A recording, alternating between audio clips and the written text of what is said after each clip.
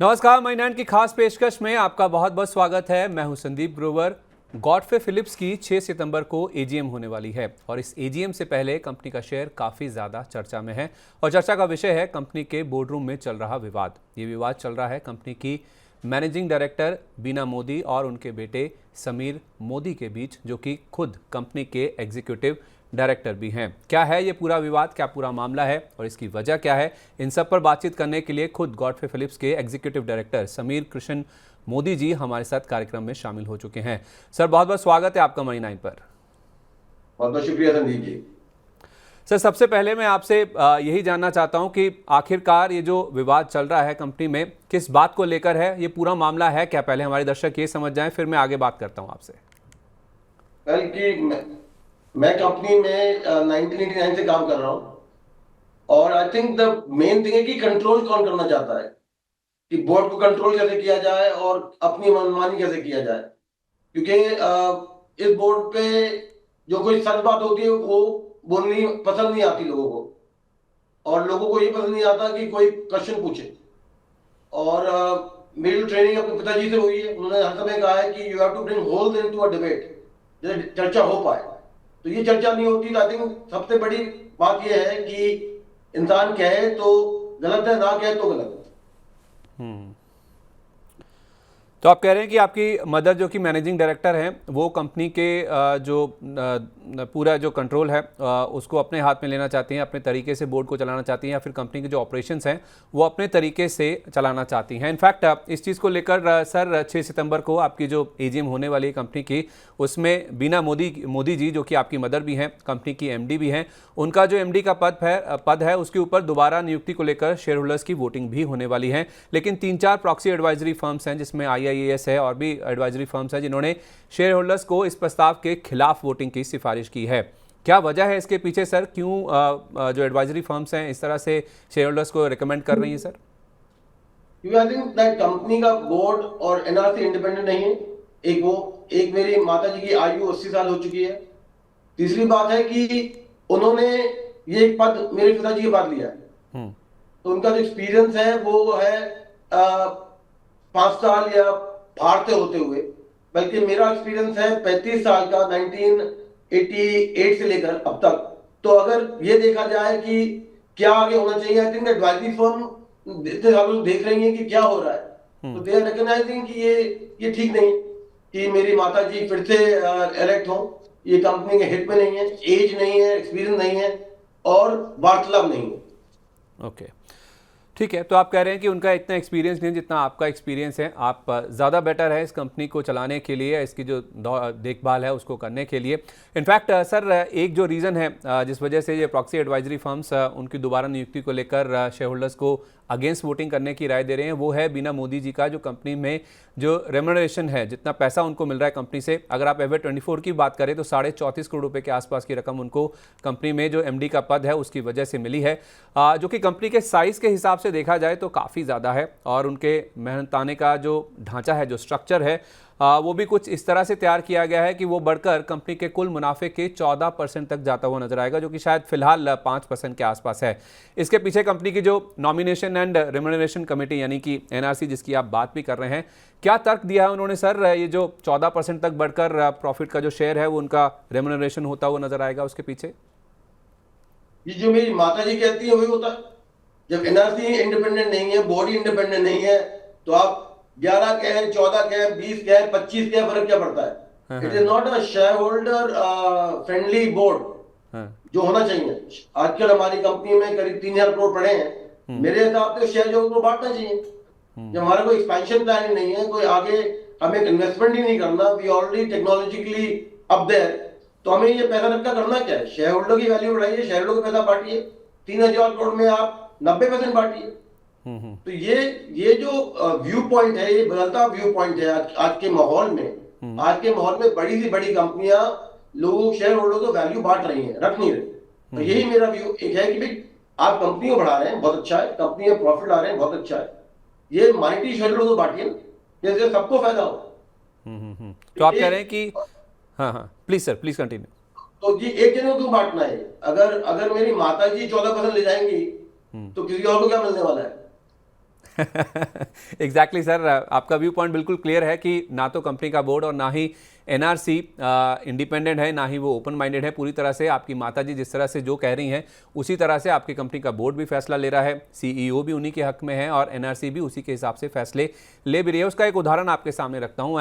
In fact आपका जो stance है, जो आपकी साइड ऑफ द स्टोरी है, उसके ऊपर आता हूँ, क्योंकि 7 अगस्त को एक जो बोर्ड बैठक हुई थी उसमें बाकी डायरेक्टर्स का सपोर्ट ना मिलने के कारण आपका जो डायरेक्टर का पद है, जो एग्जीक्यूटिव डायरेक्टर का पद है, उससे आपको हटा दिया गया था। और इनफैक्ट एनआरसी ने आपकी जो डायरेक्टर पद पर दोबारा नियुक्ति है उसको भी रद्द करने का फैसला लिया है। इस पर आपकी क्या टिप्पणी है सर, एनआरसी ने ये जो फैसला लिया है?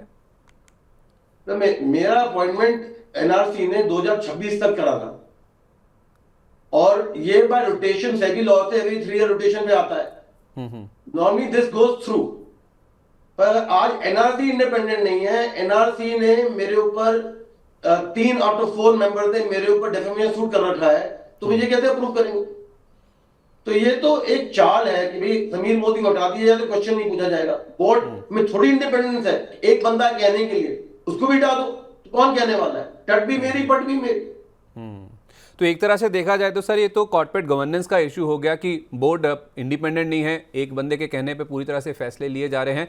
लेकिन सर मैं एनआरसी का तर्क आपके सामने रखना चाहता हूं कि एनआरसी ने आम राय से ये फैसला लिया है और उनका कहना है कि बोर्ड बैठक के दौरान और बाहर भी आपका जो व्यवहार है, आपका जो कंडक्ट है वो ठीक नहीं रहा है। मैं उनका तर्क बता रहा हूँ केवल, जिस वजह से उन्होंने ये फैसला लिया है। ये नहीं, उनका ये भी कहना था कि आपका व्यवहार आपके डायरेक्टर के पद से जुड़ी जो आपकी रिस्पॉन्सिबिलिटीज़ हैं, आपकी जो ड्यूटीज़ हैं, उसके भी खिलाफ है। इस पर आपका क्या कहना है सर? ये तो बड़ी अजीब स्थिति है कि जब मेरे पिताजी कंपनी चला रहे थे और अब आप सारी बोर्ड मीटिंग की एनुअल रिपोर्ट देखिए, वहां समीर मोदी की चर्चा है। सडनली समीर मोदी एक बेकार आदमी हो गया। फैमिली बिजनेस में जो मैं कर रहा हूं वो कंपनी तेज रफ्तार से वैल्यू बढ़ रही है, पर जीपीआई के हित में हूं। यह है कि क्या क्या वजह है कि जब मैं मीटिंग में जा रहा था, मेरी माता जी के पीएसओ ने मेरी उंगली तोड़ दी।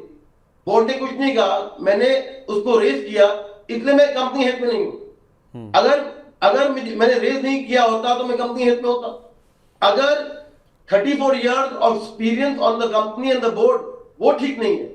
मेरी शुरुआत हुई थी फैक्ट्री में वर्कर जैसे, फिर फैक्ट्री मशीन चलाई, फिर गुंटूर में प्लेटफॉर्म में काम किया, फिर फिलिप में ट्रेनिंग करी, फिर फिलिप की फैक्ट्री में काम किया, फिर फिलिप के इंटरनेशनल डिवीजन में काम किया और मार्केट का ब्रांड मैनेजर था मैं, और कंपनी में फैमिली की बिजनेस बढ़ा रहा हूं। तो ये तो नहीं हो सकता कि एक तरफ से मैं बिजनेस बढ़ा रहा हूं, एक तरफ बिजनेस में अलग हूं। अगर कोई और डायरेक्टर को की उंगली तोड़ी होती तो आज ये चर्चा होती कि समीर मोदी ठीक आदमी नहीं है। क्या अगर मैंने आवाज उठाई कि लोगों को रोड पे कर दिया जा रहा है बेरहमी से, 3 मिनट में कंपनी की बिजनेस बंद कर दी गई, तो ये गलत बात है। तो अगर आप कहें कि ये गलत बात है कि 1600 लोगों को रोड पे कर दिया गया बेरहमी से, समीर मोदी उंगली तोड़ दी, समीर मोदी ने एफआईआर की, ये कंपनी के खिलाफ है, तो शायद मैं कंपनी चलाना चाहता भी नहीं हूं, जानता भी नहीं हूं। और हिंदुस्तान में ये एनआरसी या कंपनी लॉ बोर्ड या कंपनी के एथिक्स ये सारे गलत हैं। क्योंकि अगर मैं समीर मोदी नहीं कर रहा होता, अगर आपका एक डायरेक्टर होता जो इंडिपेंडेंट डायरेक्टर है, उसको रोका जाता, उसकी उंगली तोड़ी जाती, उसके खिलाफ चीज करी जाती, तो आज वो कहते कि समीर मोदी की हित और समीर मोदी का व्यवहार गलत है। 24 साल में तो ऐसा कभी नहीं हुआ कि समीर मोदी गलत है। सडनली ये क्या हो गया कि उसे समीर मोदी ने आवाज उठाई तो गलत है। अगर इसका प्रूफ क्या है ना कि समीर मोदी ने ये किया है, ये किया है, ये किया है, ये किया है जो कंपनी के खिलाफ है, तो मैं सहमत हूँ। मैं कंपनी के शेयर होल्डर के लिए काम करता हूं, कंपनी बोर्ड के लिए नहीं काम करता, मैं किसी गुलामी के लिए काम नहीं करता। I work for the share holder. और मेरा ये फर्ज है डायरेक्टर होकर कि जो सच है सच कहो, जो झूठ है झूठ कहो, और क्वेश्चन पूछो। और क्वेश्चन पूछने में दिक्कत है, क्वेश्चन पूछने में दिक्कत है, तो of course I am not right for the company. Sir क्या मुद्दा है जिस वजह से, क्या क्वेश्चन आपने रेज किया है, या क्या एग्जैक्टली ऐसी सच्चाई या ऐसी सच्ची बात है जिसको लेकर पूरे बोर्ड को दिक्कत है या आपकी माताजी को दिक्कत है? मैं उसके ऊपर आता हूं, लेकिन पहले जरा आपका ये जो खुद का ये जो पद है, आपकी जगह आपकी जो बहन है चारू मोदी, उनको ये जो एग्जीक्यूटिव डायरेक्टर का पदभार है वो सौंप दिया गया है। क्या सर आपका अपनी बहन के साथ भी कोई विवाद चल रहा है? नहीं, मेरी बहन मेरे मदर के साथ है। अच्छा। और जो फैमिली लड़ाई चल रही है उसमें मेरी मदर और मेरी सिस्टर साथ के साथ है। तो ऑफ कोर्स ये अगर आपको पूरे बोर्ड को ही डिफेंड करना है, पूरी कंपनी को डिफेंड करना है, तो बेस्ट चॉइस है गेट योर कंप्लेस। जो आपके साथी हो उसकी लेकर आओगे, जो क्वेश्चन पूछेगा उसको क्यों लेकर आओगे? तो this is a bigger move to make the board defunct. तो जो आपकी तरफ है उनको बोर्ड में शामिल किया जा रहा है और ऐसे लोगों को हटाया जा रहा है जो आपके डिसीजंस को या आपके फैसलों को उसके ऊपर क्वेश्चन रेज करते हैं या फिर शेयर होल्डर्स के हित की बात करते हैं, राइट? वो हो रहा है। रुचिर मोदी को 2019 में हटाया था क्योंकि वो क्वेश्चन पूछ रहा था कंप्लायंस सेबी दिस दैट। अब मुझे हटाना चाह रहे हैं। तो ये तो एक पैटर्न बन गया है। पैटर्न बन गया है टू टेक कंट्रोल। जब एनआरसी इंडिपेंडेंट नहीं है, बॉडी इंडिपेंडेंट नहीं है, और जो एक बंदा जिसके फादर ने लेकर आए थे मुझे, जिसने 35 साल से टबैको में ट्रेनिंग करके काम किया है, क्वेश्चन तो पूछेगा। आप क्वेश्चन ही नहीं पूछोगे और हटा दिए जाओगे तो बोर्ड तो और भी डिफंक्ट हो गया। तो ये तो हो गई ना सर, ये dictatorship. Board of Modi democratic not dictators. मुझे तो लगता है कि आपने शायद वो देखा होगा कार्टून सीरीज फ्लिंटस्टोन्स, ये वही है कि डंडा मारो और बाल पे खींच अंदर ले जाओ, ये सिचुएशन है। चलिए सर, अब उस मुद्दे की बात करते हैं। आखिर क्या ऐसी वजह रही है या कौन सा ऐसा क्वेश्चन आपने रेज किया या फिर किस बात को आपने खिलाफत करी जिस वजह से ये पूरा मामला सामने आता हुआ दिखा है? क्योंकि हाल में आपने एक बयान दिया भी था कि 30 मई यानी कि ऑडिट कमेटी की जिस दिन बैठक हुई थी उस दिन बीना मोदी जी के जो सिक्योरिटी ऑफिसर हैं उन्होंने आपके ऊपर हमला किया था, वो भी आपकी माता जी के कहने पर ही।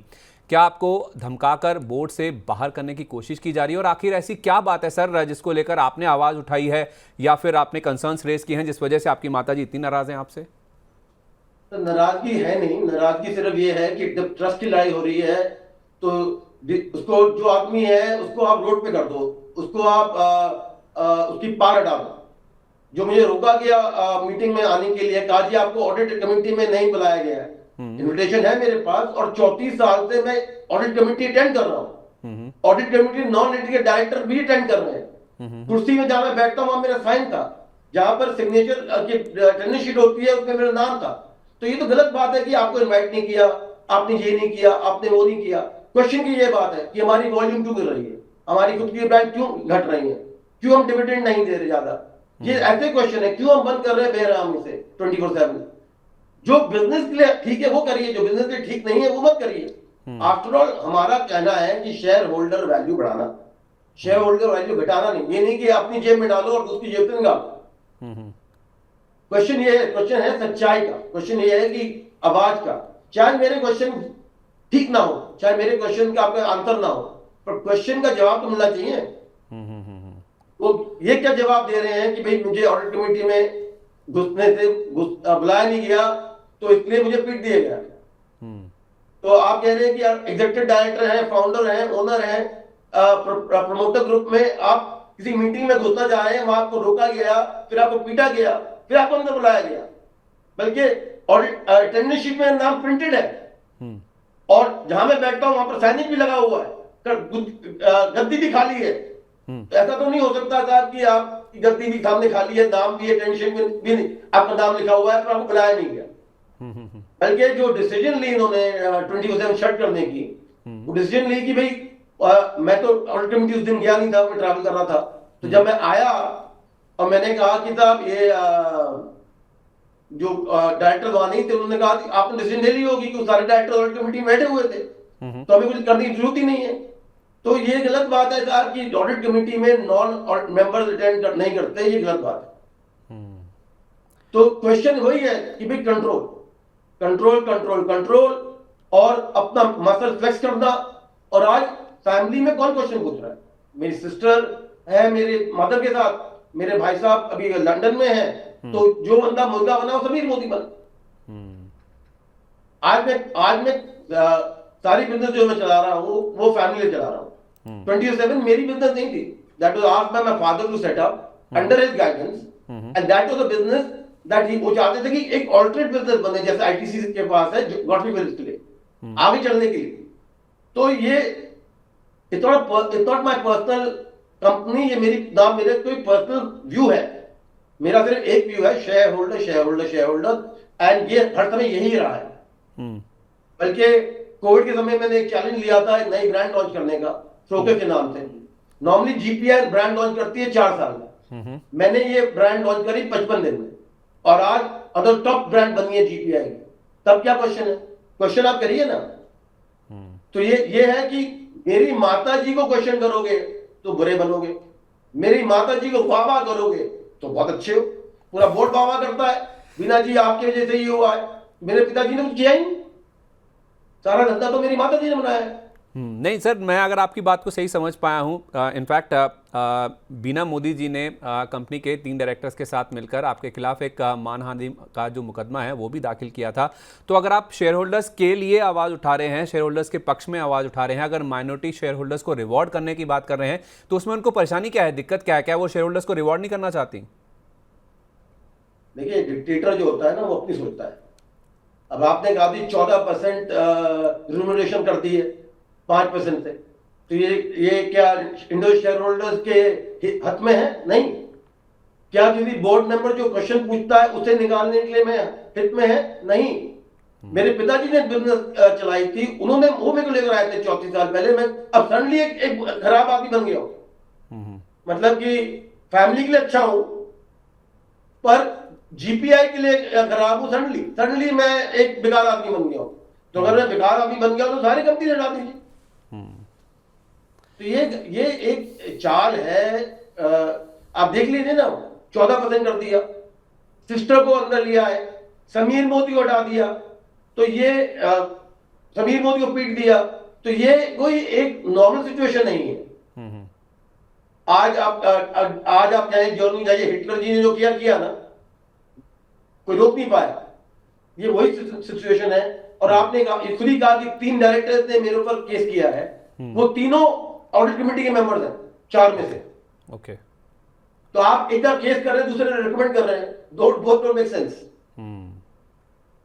चलिए सर, पूरा मुद्दा शेयर होल्डर्स के हक में है और शेयर होल्डर्स के पास में है, और शेयर होल्डर्स को रिवॉर्ड करने की बात आप लगातार उठा रहे हैं। वही मुद्दा है जो आप उठा रहे हैं, जो कि शायद बोर्ड को पसंद नहीं आ रहा है, आपकी माताजी को जो कि कंपनी की एमडी है उनको पसंद नहीं आ रहा है। लेकिन पूरी तरह से जो बॉल है वो शेयर होल्डर्स के कोर्ट में ही है। वापिस आते हैं 6 सितंबर को जो एजीएम होने वाली है। अगर शेयर होल्डर्स बीना मोदी को दोबारा एमडी बनाने के पक्ष में वोटिंग करते हैं तो कंपनी के साथ आपके रोल और भविष्य पर क्या असर होगा इसका? सर, ये तो सिर्फ शेयर होल्डर ही आंसर कर पाएंगे, क्योंकि सच होता है और सच की विजय हर समय कभी ना कभी होती ही होती है। मैं चाहूंगा कि शेयर होल्डर ये सपोर्ट दे। जो आपकी प्रॉक्सी फर्म है उनका रिकमेंडेशन आपने खुद ही बताया है, तो वो डिसीजन ले जो आगे चलकर कंपनी के लिए अच्छा हो। आज मेरी मदर सितंबर 10 को 80 साल की होने वाली है। मेरी आशा है कि वो 100 साल और जिए, पर ये जरूर है कि मैं 55 साल का होने वाला हूं। मेरे पास age is on my side, experience is on my side and result on my side. That's all I have to say. बाकी तो आप सारा डिसीजन तो वो लेगा जो कंपनी के का मालिक है, वो है शेयर होल्डर। तो आपकी माताजी, आप कह रहे हैं 80 साल की एजेड हैं, आप 55 साल के हैं, आपके पास तजर्बा भी है, आपके पास ज़्यादा बेटर पोजीशन है अभी फिजिकली भी देखा जाए कंपनी को रन करने की, उसको लीड करने की। तो एजीएम से पहले सर फिर अपने शेयर होल्डर्स को आप क्या संदेश देना चाहते हैं कि 6 सितंबर को जो बोर्ड बैठक में एजीएम में जो फैसला होना है, जिस पे उनको वोटिंग करनी है, जिसमें नो डाउट आपको भी दोबारा नियुक्ति के ऊपर जो वोटिंग है वो आती हुई दिखेगी, और आपकी जो माता जी हैं उनको दोबारा एमडी पद पर नियुक्त करने के लिए जो वोटिंग है वो होने वाली है। तो शेयर होल्डर्स को आप क्या संदेश देना चाहते हैं हमारे मनी 9 के माध्यम से? सर, हर एक कंपनी लॉन्ग टर्म गेन होती है, शॉर्ट टर्म के लिए सोचना नहीं चाहिए। एक कंपनी को सालों साल लगते हैं बनने में, एक ब्रांड को सालों साल लगते हैं बनने में, और एक से भी लगता है टूटने में। लॉन्ग टर्म सोचिए, लॉन्ग टर्म का भविष्य देखिए। हमारे जो शेयर होल्डर्स हैं लॉन्ग टर्म इन्वेस्टर, वो सट्टा नहीं करते। आज आप शेयर प्राइस बढ़ गई बिकॉज डिस्प्यूट चल रही है, ये देखिए कि आगे क्या होगा। आप उनकी कंपनी का क्या हाल है, उनकी कंपनी का क्या फ्यूचर है। मेरे हिसाब से जीपीआई का फ्यूचर बहुत बड़ा है, और उसी वोट को वोट करें जो उनके लिए है। शेयर होल्डर बड़े समझदार लोग हैं, कंपनी से काफी सालों से जुड़े हुए हैं। उन्होंने मुझे सारी एजेंट में देखा है पिछले 35 सालों में। तो आई एम होपिंग कि share holder will vote right, और बाकी है खुदा के ऊपर है, भगवान के ऊपर है, जो होना है वो होगा। I am fully in line with the decision जो हमारे शेयर होल्डर लेंगे। तो ये बात जरूर है कि वो करें जो वो समझते हैं ठीक है, I will be completely in line with what our fellow share holders, owner of our company. मैं तो सिर्फ रखवाला हूं, ओनर नहीं हूं। Owner of the company do what is good for the company. 14% is not good for the company. 80,000 की उम्र is not good for the company. 5 साल का experience is not good for the company. Yes, share price बढ़ गई है, industry पूरी बढ़ रही है, सारी इंडस्ट्री बढ़ रही है, टैक्स नहीं बढ़ रहा है, all industries are growing, ITC is growing. हमारा प्रॉफिट रेशियो सबसे कम है, 1.8 है, आई थिंक उसका आईटीसी का 4.6 है। तो वो करें जो सही है, और जो भी न्योता हमारे शेयर होल्डर देते हैं मैं उसका पालन करूंगा। चलिए सर, 6 तारीख को जो आपकी एजीएम होने वाली है उसमें शेयर होल्डर्स का जो भी फैसला आएगा आपको मंजूर है। उम्मीद करते हैं कि सच की जीत हो, शेयर होल्डर्स कंपनी की ग्रोथ के हक में फैसला लें, और काफ़ी लंबे समय से जो शेयर होल्डर्स जुड़े हुए हैं वो ज़्यादा बेटर जानते हैं कि कंपनी को कौन बेटर तरीके से लीड कर सकता है। क्या वो आपकी माताजी के हक में डिसीजन लेते हैं या फिर आपके हक में लेते हैं, ये 6 तारीख को पता चलेगा। लेकिन हम उम्मीद करते हैं कि 6 तारीख को जो फैसला आएगा वो कंपनी की लॉन्ग टर्म ग्रोथ के हक में आता हो दिखेगा, उसके पक्ष में आता हो दिखेगा। ऑल द वेरी बेस्ट इस 6 तारीख की एजीएम के लिए। बहुत बहुत धन्यवाद अपना कीमती समय आज मनी 9 को शेयर करने के लिए। बहुत बहुत शुक्रिया सर जुड़ने के लिए आज हमारे साथ। बहुत बहुत शुक्रिया संदीप जी, आज बहुत खुशी है यहाँ पर, और I wish also the share holder all the best. And मैं भी आशा करूंगा कि वो सही डिसीजन ले, और सही डिसीजन ले लॉन्ग टर्म के लिए। तो बहुत बहुत शुक्रिया। My message to the share holders is thank you very much for all the love you given me. और जितनी भी एजीएम मैंने अब तक अटेंड करी है, बहुत बहुत आशा जी, बहुत बहुत उनका बहुत बहुत शुक्रिया है, उनका बहुत बहुत प्यार है, और I feel very honoured to have been part of this board. चलिए सर, बहुत बहुत धन्यवाद, शुक्रिया आपका हमारे साथ जुड़ने के लिए। तो 6 तारीख को एजीएम होने वाली है गॉडफ्रे फिलिप्स की, जिसमें कंपनी की जो एमडी है बीना मोदी, उनकी दोबारा नियुक्ति को लेकर जो वोटिंग है वो शेयर होल्डर्स करने वाले हैं। और कंपनी के जो एग्जीक्यूटिव डायरेक्टर हैं, जो कि कंपनी के साथ 3 दशक से ज़्यादा से जुड़े हुए हैं, उनको कंपनी से, बोर्ड से इनफैक्ट बाहर कर दिया गया है। उनकी नियुक्ति को लेकर भी हो सकता है कि एजीएम में बातचीत आती हुई दिखे। तो शेयर होल्डर की ओर से 6 तारीख को क्या फैसला निकल के सामने आता है, वोटिंग का क्या नतीजा आता है, तो हम 6 तारीख को पता चलेगा। लेकिन हाँ, गॉडफ्रे फिलिप्स में जो बोर्डरूम का विवाद चल रहा है वो आपके सामने हमने रखने की कोशिश करी है कि आखिर क्या चल रहा है, इसके पीछे की वजह क्या है, और किस तरह का सिनेरियो बन रहा है, और आगे कंपनी की जो लॉन्ग टर्म ग्रोथ है उसके ऊपर किस तरह का असर देखने को मिल सकता है। इस खास चर्चा में आज के लिए बस इतना ही। मुझे दीजिए इजाज़त। नमस्कार।